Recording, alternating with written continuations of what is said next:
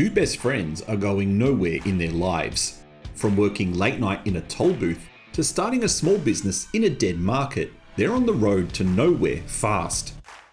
A fateful encounter changes their lives when one of them discovers that she is the heir of a large house in a small Indonesian village. But that village is cursed, and that curse is connected to who owns the house. And the villagers are desperate to rid themselves of the curse. Hi, I'm the Arnie Dance from Asian Film Fans, and welcome to this review of the Indonesian horror thriller Impetigore. Just a warning, there will be some spoiler talk, so look out for the watermark and skip ahead to the listed time frame to avoid them.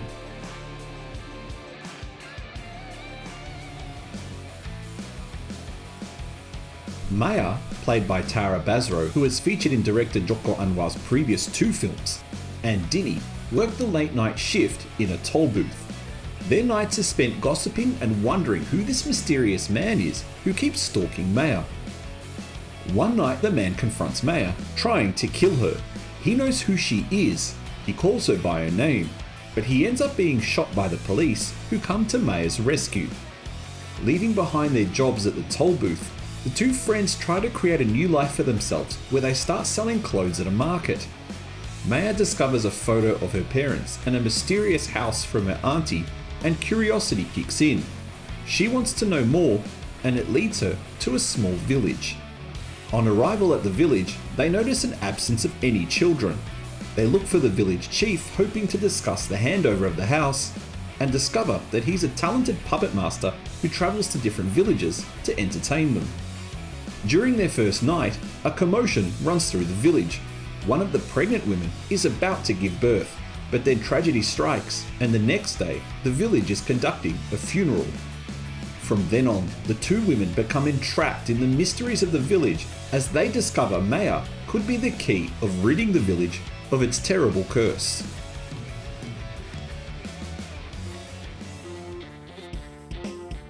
It's a slow and methodical horror thriller that's been crafted with a lot of care and attention.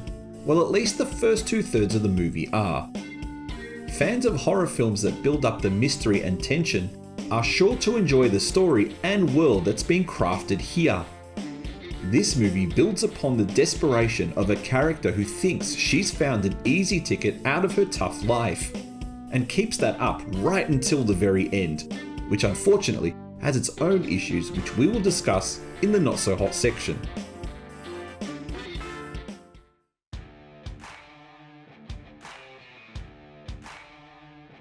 There are a lot of great horror scenes in this film, made possible by the director's clever use of filmmaking techniques. Lighting, sound, and frame composition are used to great effect in this movie to create a traditional, creepy horror film. Echoing screams of childbirth in a quiet village are matched with the constant low rumble in the music track, with mysterious instruments giving off a sinister Buddhist temple vibe. Additionally, the nighttime scenes are most impressive, with a strong red and yellow hue used to emulate the glow of fire, and heavy shadows and darkness adding to the overall creepy vibe of the village. There's also some great shots of moonlight streaming through the forest trees. The lore of the movie, told at around the 1 hour 20-minute mark, is also very interesting and helps close the loop of what's going on in this movie and why the villagers are acting the way they are.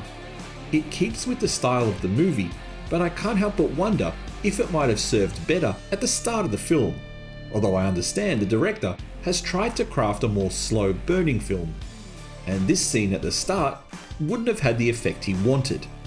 Something I have noticed with quite a few modern Indonesian and Malaysian horror films is the creepy village setting. Malaysian films like Seven Ujar and Souls, a review of which is coming soon, create atmospheric yet sparse villages, whereas the village created in Impetigore seems very lively. There's always something going on and people moving around, adding to the overall atmosphere.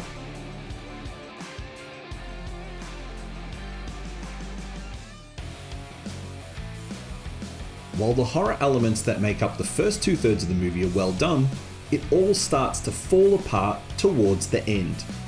The ending of the movie, the scenes just before and after the flashbacks, feel rushed and almost tacked on. Such a shame, as a movie like this that has spent so long building up the suspense and tension with the audience deserves a much stronger ending than what's delivered. And while I mentioned I like the lore, I don't like the way it's presented to the audience. It's very reminiscent of the movie version of Silent Hill when it comes to a grinding halt towards the end as the main character, and by extension the audience, is sat down and told word for word what's going on. It was insulting in Silent Hill, and it's a bit of a turn off here. Some mild spoiler talk now, which may not ruin your viewing of the movie if you haven't seen it yet, but be warned and skip ahead if you don't want to be spoiled. Asian cinema has had a lot of success with the scary children trope, but it is a shame that the trope had to be relied on in this film. While the three little girls play an integral part of the story, they might not have had the effect the director was going for. This is then coupled with the rather quick way that Maya resolves the curse. It makes you wonder that anyone could have done that. It didn't need to be Maya.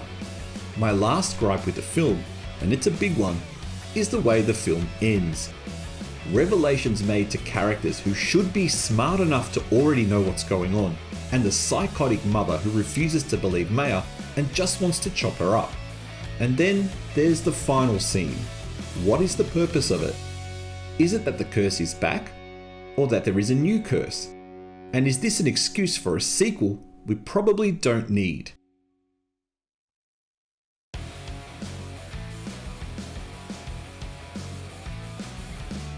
If I was judging this movie on the first 2/3, I would say this is a fantastic Indonesian horror film and I would watch it twice. But when you factor in the ending, well, that changes the overall dynamic of my recommendation. It's still worth a watch, especially for lovers of creepy horror films, but it's not the must-watch I was hoping it would be. My recommendation is your choice. If you've seen it, what did you think? Thank you for watching this review. Please don't forget to press the like button and consider subscribing to support our channels.